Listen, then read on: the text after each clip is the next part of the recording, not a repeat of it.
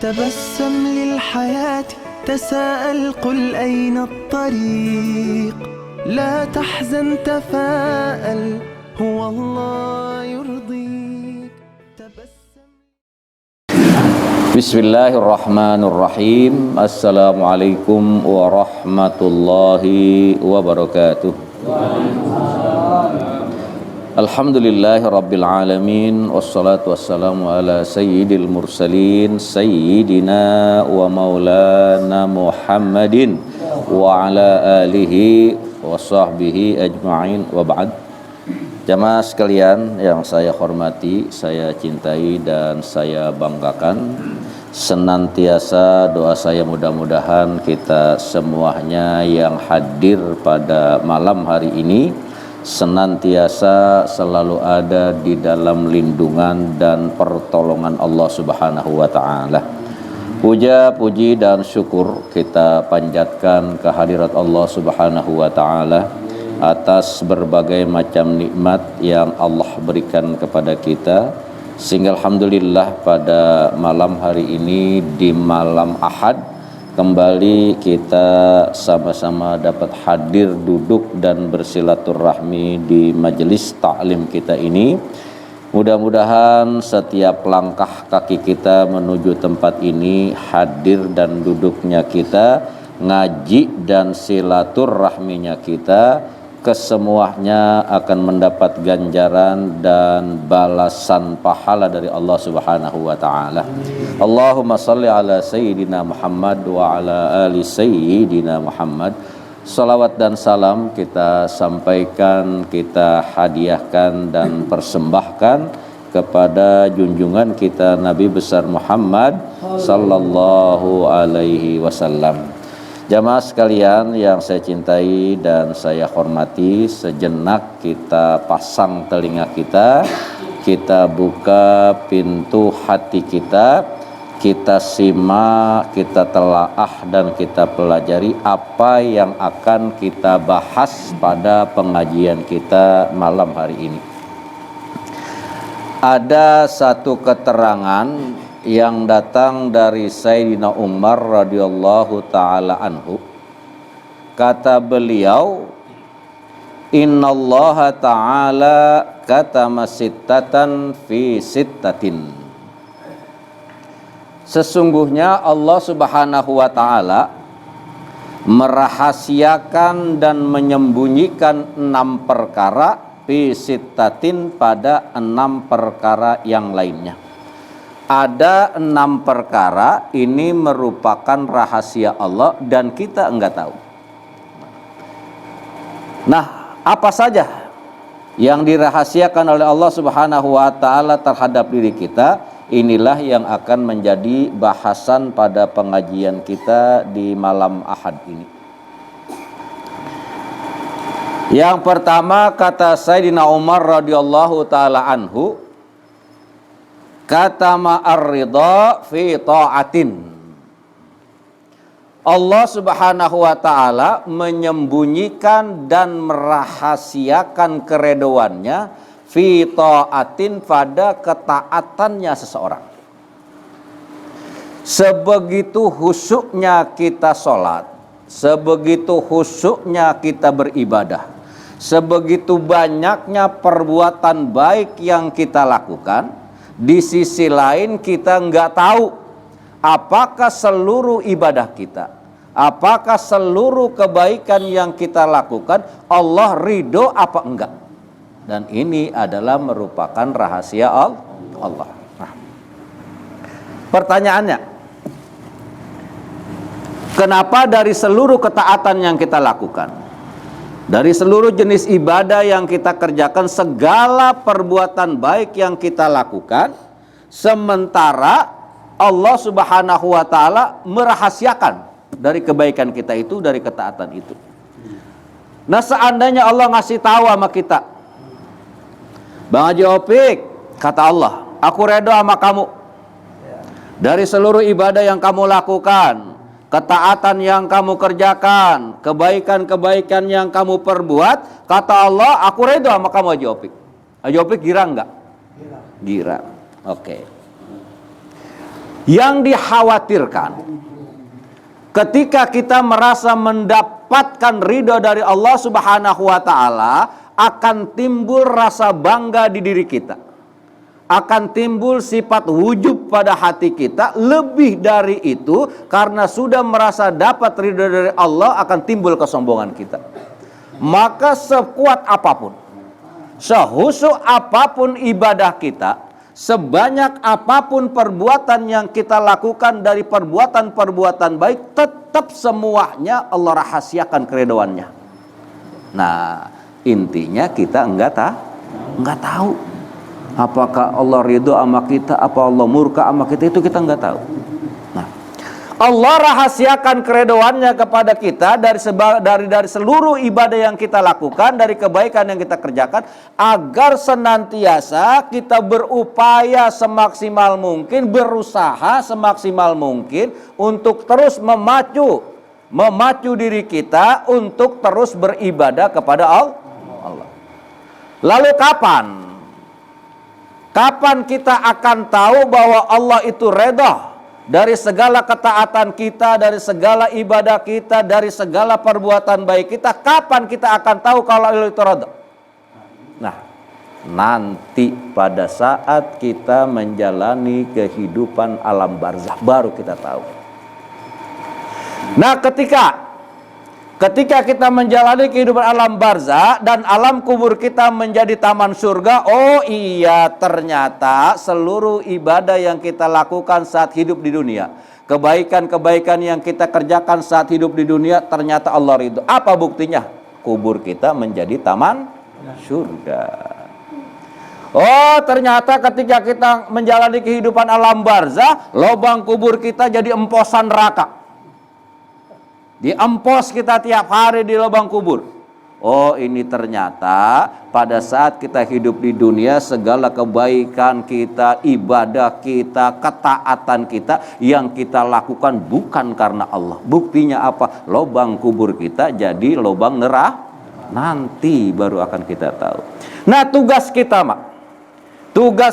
mau Allah ridho kita tahu atau enggak, tugas kita tetaplah kita berpacu untuk mencari ridha Allah. Tetaplah kita berpacu untuk terus beribadah kepada Allah. Nantilah pada saat kita menjalani kehidupan alam barzakh, baru kita akan merasakan bahwa seluruh ibadah kita ini ridho apa enggak Allah sama kita. Kira-kira bisa dipaham enggak? Nah, itu.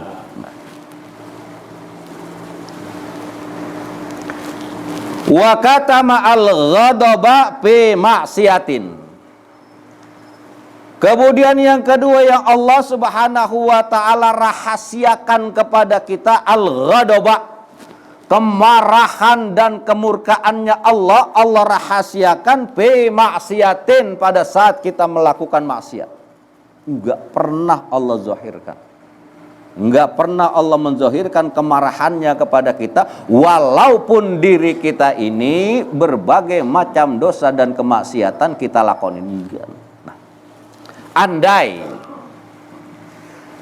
Allah Subhanahu wa taala tidak menyembunyikan, andai Allah Subhanahu wa taala tidak merahasiakan kemarahannya terhadap seorang hamba yang melakukan kesalahan dan dosa serta maksiat, Allah nyatakan kemurkaannya hidup di dunia ini, masya Allah, na'udzubillahi min zalik.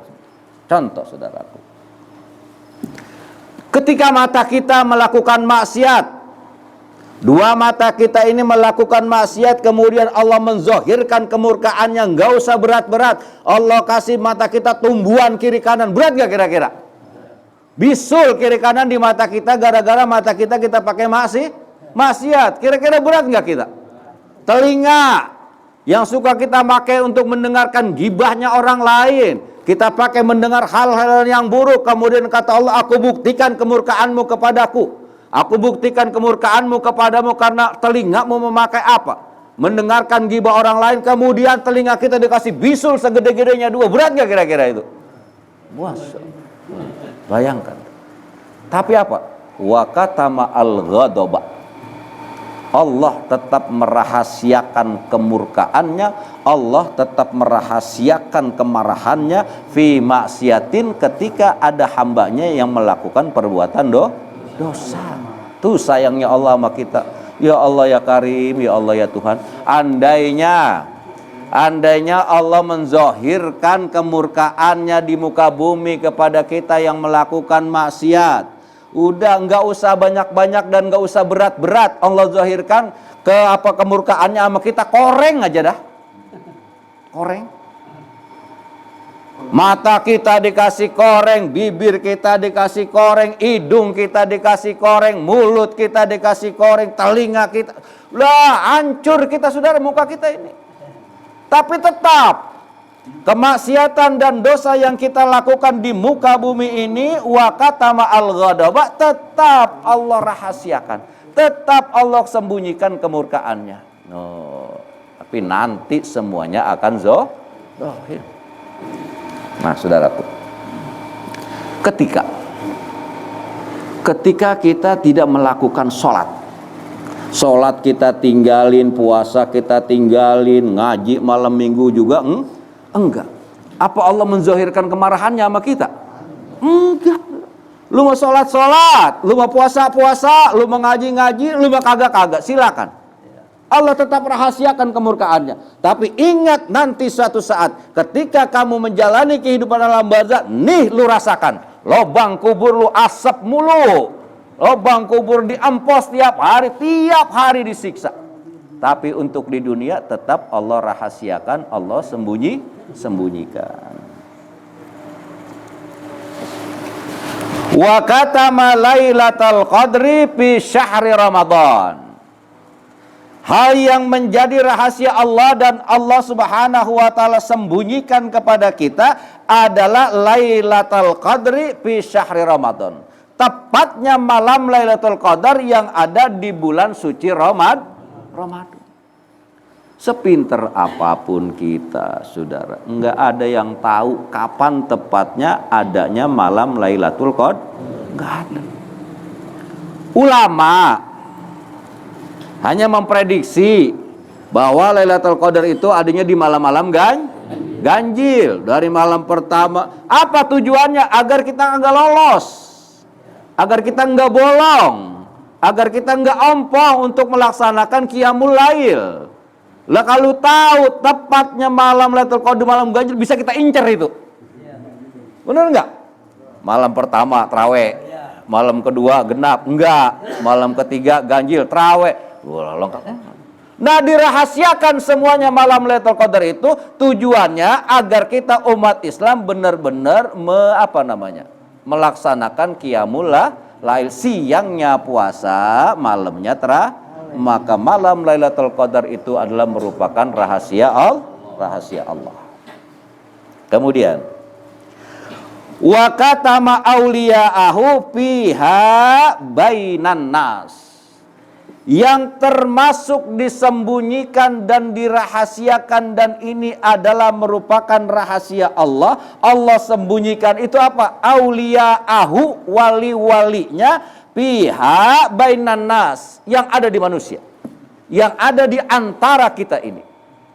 Nah, kita kadang-kadang, saudara, ini kita nih kadang-kadang nih, entah udah kepinteran kita atau bagaimana ya, kadang lihat orang nyeleneh, kadang lihat orang punya kelebihan sedikit, kadang pada diri seseorang ada yang aneh, ini wali nih, udah wali aja itu.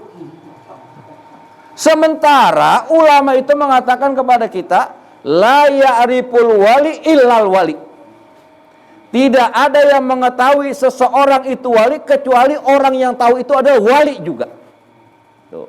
Kira-kira bisa dipaham nggak? Paham. Nih. Lalu kita siapa ini? Diri kita siapa? Kapasitas kita di dalam ibadah kepada Allah ini bagaimana? Lalu kok kita begitu mudahnya ngelihat orang yang agak aneh, kelakuannya entah bagaimana, wah ini wali pasti nih. Pasti. Enggak, yang tahu seseorang wali tidak lain adalah wali. Tuh. Nah kalau tingkatannya sama, ini wali sama wali, nah dia mah kagak pakai apa udah kenal nih. Udah tahu nih. Karena posisinya sama-sama apa? Wali. Lo kalau kita ini tahu-tahu ngelihat yang aneh, ngelihat yang Masya Allah ini wali ini. Ada orang di jalanan nggak pakai baju, pakai celana doang, rambutnya gondrong, ini wali nih. Lah, bagaimana urusannya siapa kita? Nah, ini. Sementara apa? Tidak ada seseorang yang tahu kalau itu wali kecuali sama derajatnya, sama tingkatannya. Jadi Allah Subhanahu wa taala rahasiakan dan sembunyikan wali-walinya. Jadi kita mah orang biasa ini repot. Artinya bagaimana kita tidak boleh menobatkan seseorang itu jadi wali karena kita bukan apa? Lah kalaupun kita wali ya kita wali murid kita mah. Bukan wali yang tingkatan wali Allah, bukan. Wa katamal mauta fil umri. Kemudian yang merupakan rahasia dan Allah rahasiakan, Allah tidak zahirkan adalah al-mauta, mati, fil umri, pada umur. Nah, sepintar apapun kita, secanggih apapun teknologi yang ada, tidak ada seseorang yang bisa mengetahui kapan dirinya bakal mati. Padahal pasti mati, tapi nggak tahu. Oh, seandainya seseorang bisa mengetahui dirinya bakal mati kapan, atau seseorang bisa mengetahui diri orang lain kapan matinya. Oh, kalau begitu enak, saudara. Enak.